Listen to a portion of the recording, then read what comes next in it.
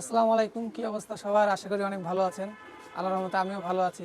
তা আজকে চলে আসছি আমাদের বড় ভাই মারুফ ভাইয়ের ছাদে।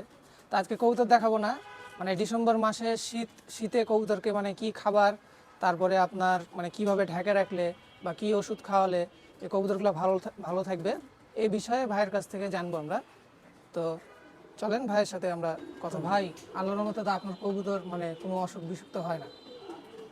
না, কবুতর তো অসুখ বিসুখ হবে কিন্তু ওইরকম হয় না, খুব কম। যত্নের পুরে সবকিছু। আচ্ছা, তা আমাকে অনেকজন ভাই মানে কমেন্ট করে যে আপনার ছাদের ভিডিও করতে, কবুতরের ভিডিও আরেকদিন করব। তো মানে এখন এই ডিসেম্বর মাসে মানে যে অনেক সময় অনেক নতুন নতুন যারা কবুতর বাজ আছে তারা তো ধরেন বুঝে না, কবুতরের ঠান্ডা লাগে ফেলে, ভালো ভালো কবুতর বাড়ি থেকে নিয়ে আসে, এখানে ওখান থেকে কবুতর কিনে নিয়ে এসে অসুখ বিসুখ বাড়ির মধ্যে ঢুকে যায়। তো এই বিষয়ে মানে কবুতরকে কি করলে যেন মানে ঠান্ডা যেন না লাগে বা কিভাবে ঢাকলে কবুতর যেন ভালো থাকে, এই বিষয়ে যদি এক আপনি কথায় এই শীতের শুরুতে কিভাবে কবুতরের যত্ন নিতে হবে, তো মেন কথা হচ্ছে বাইরের কবুতর ঢুকানো যাবে না। আচ্ছা আর হাট ঘাটে তো ঢুকায় যাওয়া যাবেই না, ওখানকার কবুতর নিয়ে আসা যাবে না। ওই 12 মানুষের কবুতর থাকে। কবুতরের শরীরে একটা সুপ্ত আকারে কিছু তোমার ব্যাকটেরিয়া থাকে, তারা ইনঅ্যাক্টিভ হিসাবে থাকে।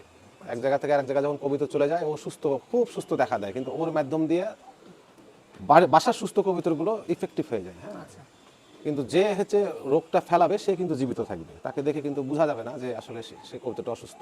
আচ্ছা বিষয়টা এরকম। এর জন্য বাইরের যতই সুস্থ কবুতর হোক, নিয়ে এসে বাসায় অন্তত এই সময় শীতের শুরুর দিকে, শীতের শেষের দিকে কবুতর নিয়ে আসা যাবে না। যাবে না। আর আর বলো। আরেকটা জিনিস সেটা হলো যে মানে শীতের সময় আপনার ওই যে কম্বল দিয়ে, তারপর আপনার পলিথিন দিয়ে ঢোক ঢাকা না, পলিথিন কম্বল তো চলবেই না। মানে আমার কবুতরের ক্ষেত্রে আমি বলি যেটা, যে পলিথিন কম্বল চলবে না। এক সময় প্রথম যখন কবুতর পালতাম, পলিথিন দেওয়াতে আমার কবুতর অসুস্থ হয়ে গেছে। একটা গ্যাস তৈরি হয়, গ্যাসটার নাম এই মুহূর্তে মনে পড়ছে না। এই গ্যাসটা বের হতে পারে না।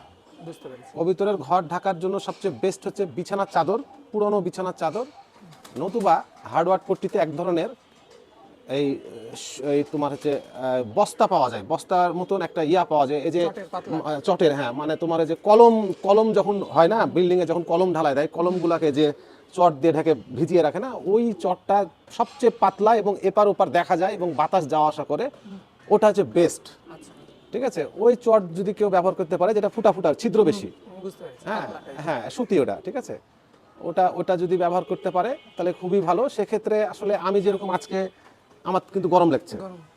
আমি দেখো একটা নর্মাল টি শার্ট পরে আছি, তো আমার নিজের তাপমাত্রা দিয়ে কবিতরের তাপমাত্রা বুঝতে হবে। বুঝতে পেরেছি। আমার এখন গরম লাগছে, আমি কবিতরকে ঢেকে দিলাম, আসলে আমাদের চেয়ে কিন্তু কবিতরের ব্লাড আরো হিট।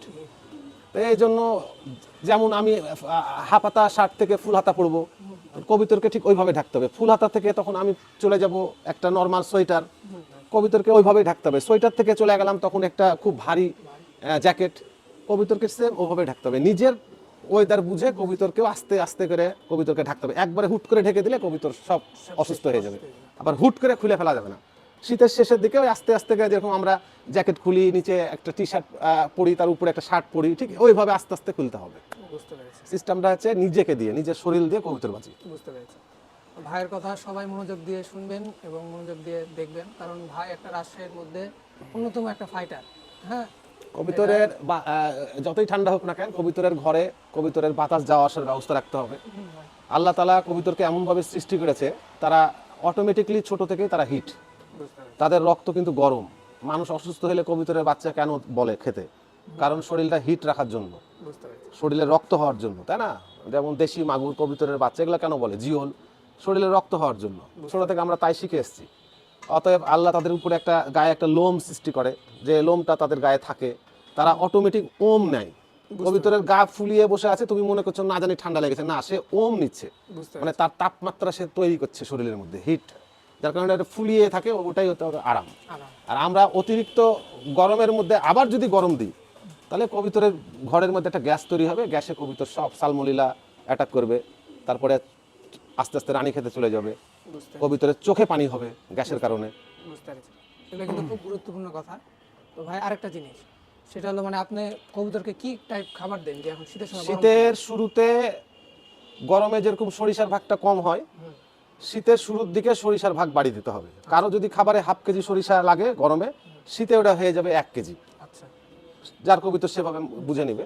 শীতে সবসময় সরিষার ভাগ বেশি থাকবে। সরিষা খেলে কবিতর চকচক করে এবং ভিতর ভিতর সে হিট হয়। আচ্ছা, সরিষাটা গরম খাবার, সে নিজে নিজে ন্যাচারালি সে খাবারের মাধ্যমে সে নিজেকে হিট রাখবে। বুঝতে পেরেছি।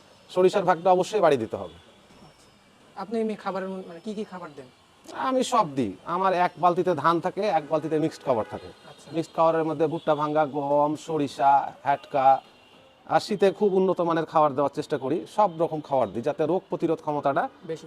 তাদের অটোমেটিক শরীরে তৈরি হয়। খাবারের মাধ্যম দিয়ে কবুতরকে সুস্থ রাখতে হবে।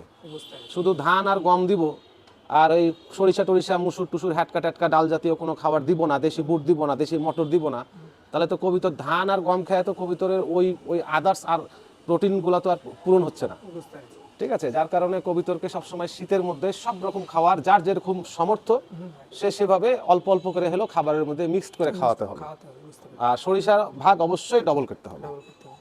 এটাও খুব গুরুত্বপূর্ণ একটা কথা। আর লাস্ট ভাই আপনাকে একটা প্রশ্ন করবো, সেটা হলো যে মানে অনেক কবুতরকে ঠান্ডা লাগায় ফেলে, সর্দি লাগে, হ্যাঁ, এই ক্ষেত্রে কি ওষুধ টষুধ ব্যবহার করতে পারে স্বাভাবিক? ঠান্ডা লাগার ক্ষেত্রে অনেক রকম ওষুধ আছে, আসলে মেডিসিনের বিষয়ে আমি অতটা পারদর্শী না। হ্যাঁ, যেমন কবুতরের ঠান্ডা লাগলে আমি ম্যাক্সিমাম দেখা যাচ্ছে ডক্সিএভেট একটা ভেটেরিনারি পাউডার আছে, এটা খাওয়াই। অনেক সময় ডক্সি ক্যাপ খাওয়াই, ঠিক আছে, ঠান্ডার জন্য। ঠিক আছে, তারপরে মাঝে সাঝে ঠান্ডা যাতে না লাগে তার জন্য আদা রসুনের একটা পানি হয়। আচ্ছা। আদা রসুন লং দারচিনি এলাচ দিয়ে পানি গরম করে পানিটা হয়তো বা সপ্তাহে 1 দিন 2 দিন খাইয়ে দিলাম। আচ্ছা। হ্যাঁ, তাতে কবিতর এগুলো একটু ঠান্ডা ঠান্ডা কম লাগে। আর একটা বিষয় হচ্ছে কবিতরকে কিন্তু শীতের মধ্যে মানে এই সময় থেকে শুরু করতে হবে গরম পানি দেওয়া। আচ্ছা। গিজারের গরম পানি অথবা চুলাতে গরম পানি করো, অথবা একটা 5 লিটারের বোতল সারাদিন রোদে ফেলে রাখো, ওই অটোমেটিক হিট হয়ে যাবে। ওই পানিটা খাবার দেওয়ার পরে কবিতর খাওয়াতে হবে। ভুল করেও ট্যাপের ঠান্ডা পানি বা টিউবওয়েলের ঠান্ডা পানি দেওয়া যাবে না, তাহলে তোমার খক খক করে কাশি শুরু হয়ে যাবে। বুঝতে পেরেছি। তো এই হলো মানে আপনার এখন বর্তমান টিপস, মানে এগুলো যদি হ্যাঁ মেনটেন হ্যাঁ, করে এগুলো তাহলে এগুলো কবুতরের এগুলো হ্যাঁ এগুলো অসুখ বিসুখ আর এগুলো হবে না। হ্যাঁ। তো আজকে আমার ভিডিওটা এখানেই শেষ করছি। সবাই সাপোর্ট করবেন এবং ভালোবাসা দিবেন। আর ভাইয়ের কবুতর নিয়ে আরেকদিন ভিডিও বানাবো। তো সবাই ভিডিওতে লাইক সাবস্ক্রাইব করবেন এবং ভিডিওগুলো মানে শেয়ার করে দেবেন। তো সবাই ভালো থাকবেন, সুস্থ থাকবেন। আসসালামু আলাইকুম।